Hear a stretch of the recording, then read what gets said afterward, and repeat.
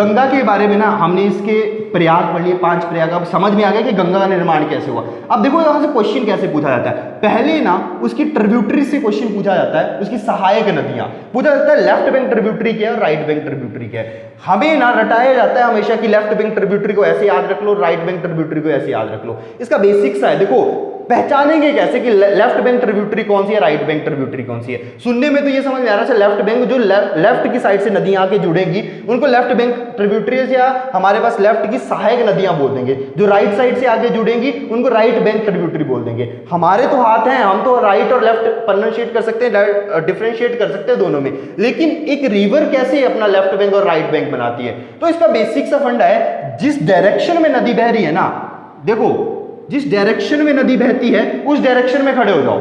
मान लो गंगा का ओरिजिन होता है गंगोत्री गौमुख से और वो जाके बंगाल की खाड़ी में जाके गिर जाती है, तो गंगा की डायरेक्शन हुई ऐसे इस तरफ को।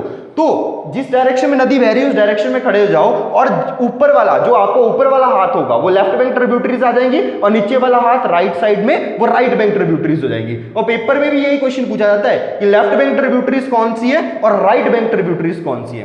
तो सबसे पहले हमारे पास देखो गंगा देव प्रयाग के बाद गंगा बन गई, ठीक है, उसके बाद आगे इससे कुछ सहायक नदियां जुड़ती हैं। सबसे पहली हमारे पास एक नदी आती है, उसका नाम है रामगंगा, ठीक है। बस एक बार इनको देख लो कौन कौन सी नदियां जुड़ रही हैं, उसके बाद एक छोटी सी शॉर्ट ट्रिक बताऊंगा, भूलोगे नहीं आप। उसके बाद पहली है रामगंगा, दूसरी आके जुड़ती है हमारे पास शारदा, तीसरी है हमारे पास घाघरा, फिर उसके बाद हमारे पास 2 नदियां जुड़ती है, एक है हमारे पास काली गंडक और एक आती है त्रिशूल गंडक। त्रिशूल गंडक ये दोनों आपस में मिलके गंडक रिवर बनाती है और ये आके जाके किससे जुड़ जाती है, गंगा से। उसके बाद कोसी, देखो कोसी को क्या बोला जाता है, सौर ऑफ बिहार, इसको बिहार का सौरव बोला जाता है। और लास्ट कौन सी है हमारे पास, महानंदा। अच्छा इसमें कंफ्यूजन मत करना, महानदी जो है पेनिनसुला प्लेटू में, महानंदा गंगा की ट्रिब्यूटरी है, दोनों में डिफरेंस है, एक महानंदा है और एक महानदी है। ये इसकी आखिरी जो है हमारे पास लेफ्ट बैंक ट्रिब्यूटरी। अब आते हैं राइट बैंक ट्रिब्यूटरी से। अब एक चीज समझना, भागीरथी जो गौमुख से जो पानी आया था ना, उससे वो आके मिला था अलकनंदा से, उसने देव प्रयाग बनाया था। वहीं से ही यमुनोत्री ग्लेशियर से कौन सी नदी आती है, यमुना। यमुनोत्री ग्लेशियर है, यमुना आ रही है वहां से, और यमुना जो है वो कहां से, देखो दिल्ली वाली साइड से आके ये आके मिल जाती है कहां पे, यूपी में। यूपी में कौन सी जगह पे, प्रयागराज इलाहाबाद, जहां पे बनता है हमारे पास त्रिवेणी संगम। एक तो देखो हमारे पास गंगा होगी, एक आके यमुना प्रयागराज इलाहाबाद में आके मिलती है। तो तीसरी नदी कौन सी है, सरस्वती, जो ऐसा माना जाता है माइथोलॉजिकली कि जो अंडरग्राउंड बहती है, मतलब धरती के नीचे बहती है और आके यहाँ पे जो है यहाँ पे मिलती है आके, तो इसको त्रिवेणी संगम भी बोला जाता है। तो कई बार पूछ लेता है कि त्रिवेणी संगम कहाँ बनेगा, तो त्रिवेणी संगम बनता है हमारे पास प्रयागराज, पुराना नाम था इलाहाबाद। अब देखो ये यमुना आ रही है, कुछ यमुना की ट्रिब्यूटरी, यमुना की भी सहायक नदियां हैं हमारे पास।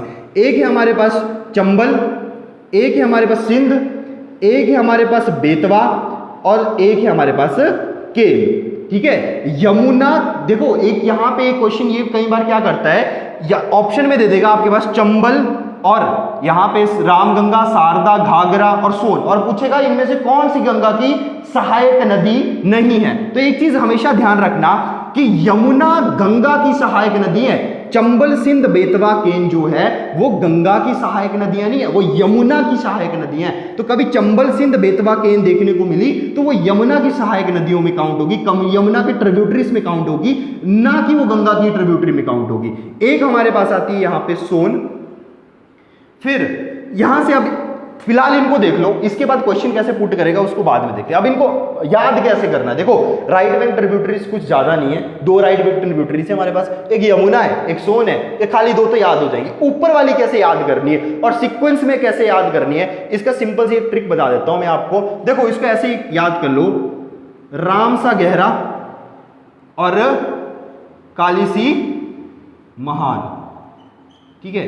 इसको याद रख लो। राम सा गहरा, बोला जाता उनकी तरह ज्ञानी कोई नहीं था और माँ की तरह कोई महान नहीं था, तो राम सा गहरा और काली सी महान सीक्वेंस में याद हो जाएगा। ऐसे याद हो रहा है तो अच्छी बात है, अगर नहीं ऐसे याद होंगी ये रिवर्स तो ऐसे कर लो। देखो राम, रामगंगा, शारदा, घाघरा, काली गंडक, त्रिशूल गंडक मिलके कौन सी गंडक रिवर बनाई, कोसी और महानंदा, सारी की सारी रिवर जैसे काउंट होगी, राम सा गहरा और काली सी महान, ऐसे इसको याद कर लेना। राइट बैंक ट्रिब्यूटरीज तो हमारे पास इजी है, एक यमुना है दूसरी सोन है, बस चंबल सिंध बेतवा की किसकी है, ये है हमारे पास यमुना की ट्रिब्यूटरीज। यहाँ कहाँ पे आके मिलेगी, ये मिलेगी प्रयागराज इलाहाबाद में। अच्छा चलो अब इसके नेक्स्ट देखते हैं, जहां से बहुत बार क्वेश्चन पूछा गया।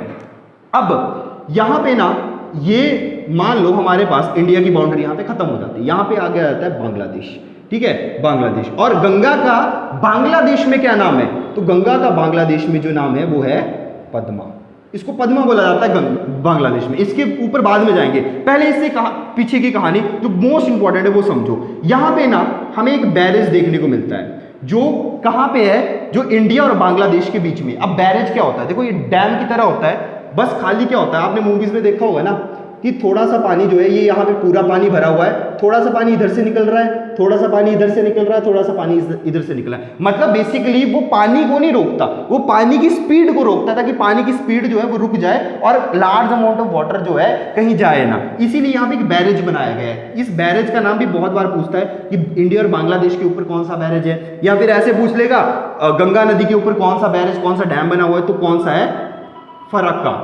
फरक्का बैरेज जो है इसके ऊपर बना हुआ है।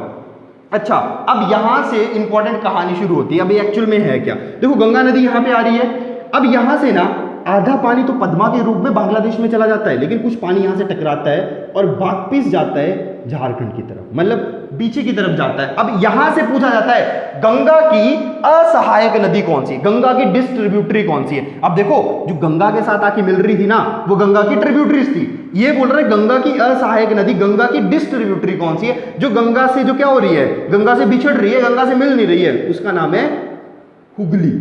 हुगली रिवर जो है गंगा की डिस्ट्रीब्यूटरी है। अच्छा क्वेश्चन को थोड़ा और भी ज्यादा मजेदार बनाना हो तो क्या पूछता है, गंगा की डिस्ट्रीब्यूटरी की ट्रिब्यूटरी कौन है। अब समझना इसको, गंगा की डिस्ट्रीब्यूटरी असहायक नदी जो गंगा से जुड़ी की ट्रिब्यूटरी कौन है, मतलब हुगली की सहायक नदी कौन है, वो है हमारे पास दामोदर, उसका नाम है हमारे पास दामोदर। तो ये है हमारे पास, देखो क्वेश्चन क्या पूछेगा, ये पूछ लेगा लेफ्ट बैंक फर्स्ट ट्रिब्यूटरी कौन सी है, लेफ्ट बैंक आखिरी ट्रिब्यूटरी कौन सी है, 4-5 ऑप्शन देगा लेफ्ट बैंक ट्रिब्यूटरी के, राइट बैंक ट्रिब्यूटरी पूछ लेगा, ठीक है ये राइट बैंक ट्रिब्यूटरी इजी है, 2 है हमारे पास, गंगा के ऊपर कौन सा बैरेज है वो पूछ लेगा, ये पूछ लेगा कि गंगा की डिस्ट्रीब्यूटरी कौन सी है, ये पूछ लेगा गंगा की डिस्ट्रीब्यूटरी की ट्रिब्यूटरी क्या है, ये पूछ लेगा कि गंगा का बांग्लादेश में क्या नाम है। अच्छा बाकी जब हम ब्रह्मपुत्र के बारे में पढ़ेंगे तो गंगा पद्मा के साथ ब्रह्मपुत्र भी आके मिलती है, वो भी एक नई नदी का निर्माण करती है, उसका नाम क्या है वो बाद में देखेंगे हम, लेकिन बेसिक सी गंगा की इंफॉर्मेशन जो थी ये थी हमारे पास।